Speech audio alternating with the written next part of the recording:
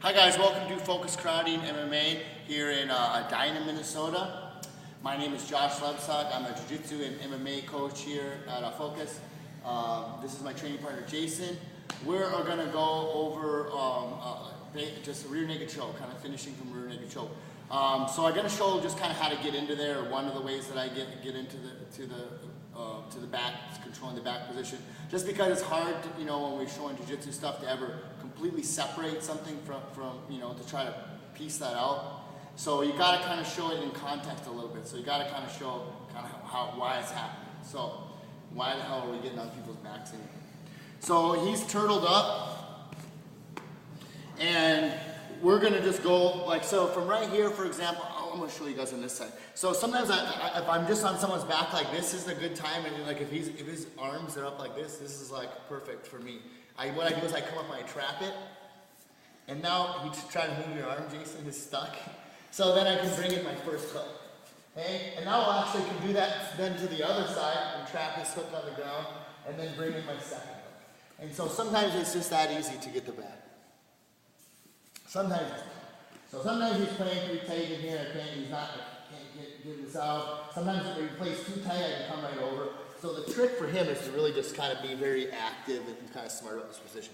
But with that said, I'm going to show kind of two ways that I really like to take the back, because it kind of flips him over and it gets me more ready to attack. And so it's both kind of stuff that kind of looks like a twister stuff. So the first way is just I'm going to reach in and control the leg, and then push off this leg, push back to here. And now from right here, or as he even if he wants to push his leg away, for example, to get it out of that grip, I just use that as that opportunity to get that hook in. If his arm's up here too much, I can go into a twister. He's going to keep it tight.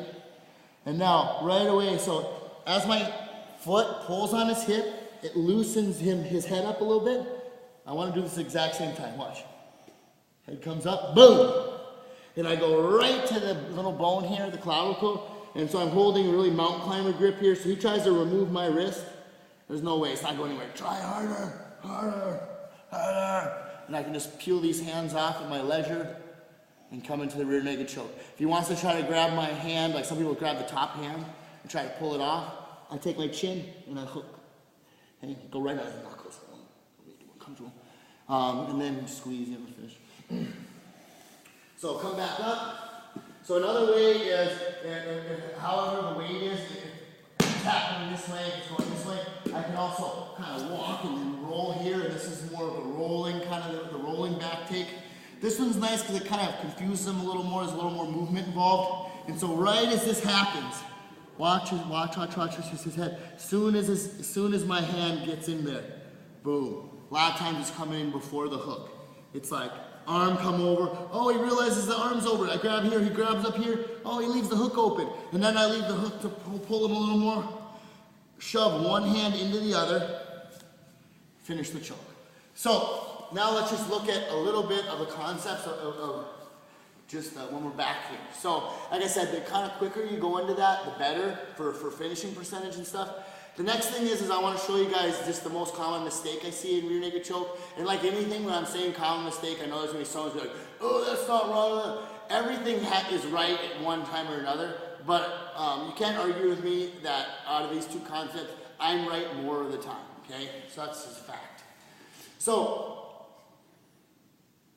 I'm going to take my elbow. What do I really need? If I bring my arm through like they showed you in Jiu-Jitsu, guy grabs my hand. If he's smart, he'll keep it here. If he's not so smart, he'll bring it down here, and then I'll just bring in the second hand, But we're always going that this guy's smart, I like to try to assume that he's a smart competitor here. Keeps it right there. Now this hand doesn't fit in. If you've got gloves on, it's even more troublesome. I've effectively dead in the water for chokes now.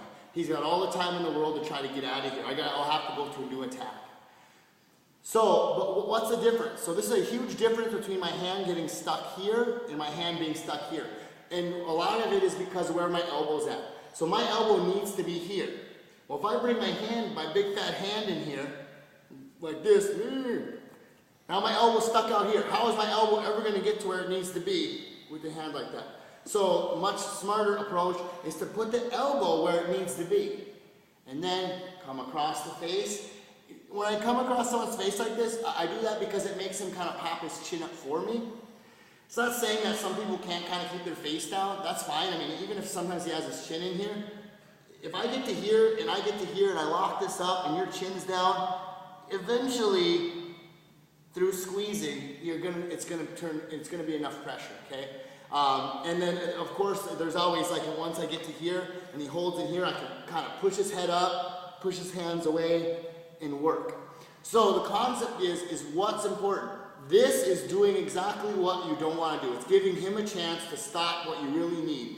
And what you really need is you need hand to the clavicle here, you need elbow to the center. So what's the most efficient way to get there? Not this way. This way. This way.